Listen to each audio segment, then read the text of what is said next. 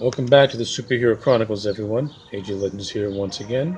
And we continue our journey through the MCU as we get to the movie that started the official launch of the MCU, but is number two chronologically in its history. And that, of course, is Iron Man, starring Robert Downey Jr., Gwyneth Paltrow, Jeff Bridges, directed by Jon Favreau.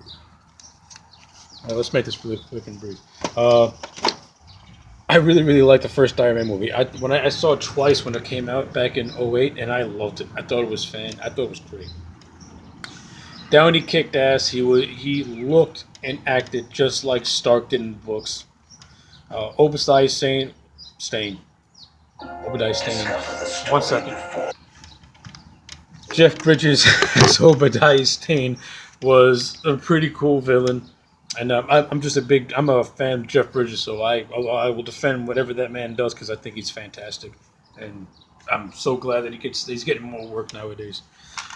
And of course, you got Gwyneth Paltrow as Pepper Potts, and she did a really good job also as the love interest. And one of the things that I do like about this movie is that its relationship building between Pepper and Tony is very subtle, and it's a very slow burn, and they're not pounding it in your face every 5 seconds because you can see the tension that's there, but the movie doesn't dwell on it because it has other things that is more important than that. But it does lay the groundwork for the sequel to further expand upon it, which is great.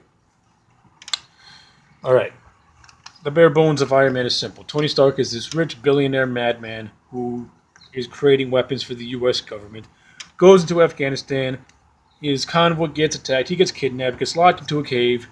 Of course, before that happens, the shrapnel gets into his chest, and this guy named Jensen builds a device that pretty much is like a magnet that is firmly implanted into his chest because the shrapnel that's close to his heart can kill him. And that's, of course, how Tony Stark, gets the mini arc reactor into his chest, is because he has to have it there in order to make sure that the shrapnel doesn't hit his heart. But anyway, so they're locked inside this cave, and this madman, this mad guy, just like buzzed me a missile, and of course they don't build the missile. What Stark does is that he makes a mini reactor to put into his chest. And then he and Jensen make the initial Iron Man outfit because they're going to escape, which they do. Unfortunately, Jensen dies. But what is so good about this movie is that Tony Stark goes through a clear-cut character arc. Because when we first see him, he's this pompous, rich, dick. But he has a certain charm to him, and I kind of like him because, this guy's rich and obnoxious, but he's got a charming person. There's something charming about the man, about his personality that just makes you that makes you not hate the guy. And once he gets out of the cave, his character,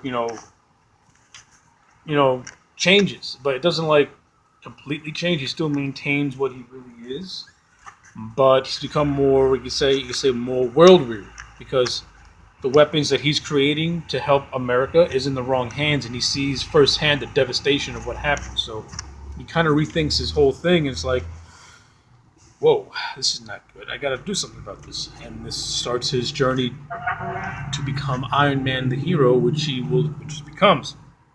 And I think one of my main criticisms is that it takes a really long time for Stark to get into the Iron Man costume, and you don't see him in costume until at least over an hour into the movie. But leading up to that, they're building up.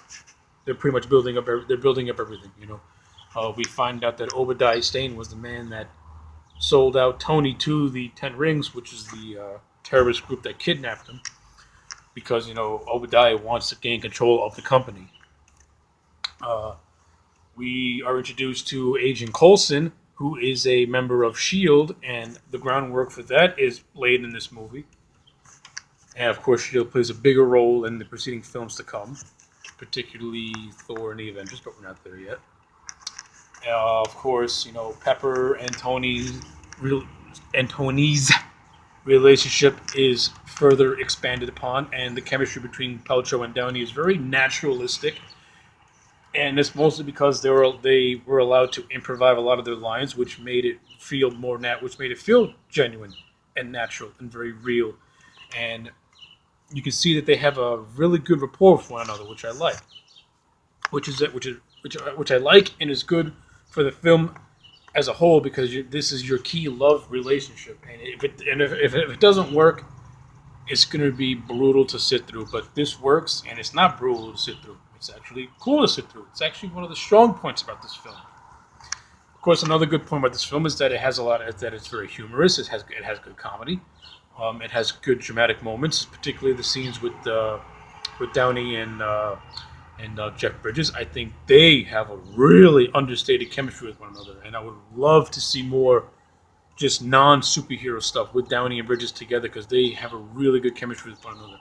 And I really, really, really bought that they were friends, and that's because those two are very talented actors. The special effects in this film are fairly done. They're actually very, very well done, to be honest with you. I like the effects in this movie. They're not cheesy. They are as real can get. The Iron Man suit itself, when it's all red and yellow, looks fantastic. It looks amazing seeing it for the first time in this movie. The action set pieces, there's not a whole lot, but the ones that are in there, they're well integrated and they look good. Specifically the one where these like army jets are like trying to gun down Stark in the Iron Man costume because they think he's a hostile. I think that sequence was well done. Even though the typical villain first the hero big man matchup is standard in a superhero movie, but I enjoyed it because I like the bantering between Stark and Obadiah, staying with that, and of course always the cliche, the villain has to die in the end, which Obadiah does. And of course, there's the infamous ending where Stark announces, "I am Iron Man," which was pretty cool, and I did not see that coming, and I loved it. And of course, we get to the end credit scene, the post scene, with Samuel Jackson as Nick Fury, throwing out, saying that he's here to talk to Stark about the Avengers Initiative.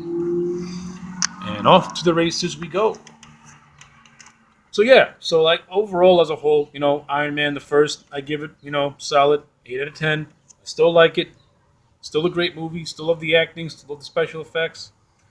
I still like a lot of things with it. Of course, there's some little nitpicks I have here and there, but they don't take away the overall enjoyment of the film because it almost 10 years later to me still holds up and it's still very enjoyable to watch.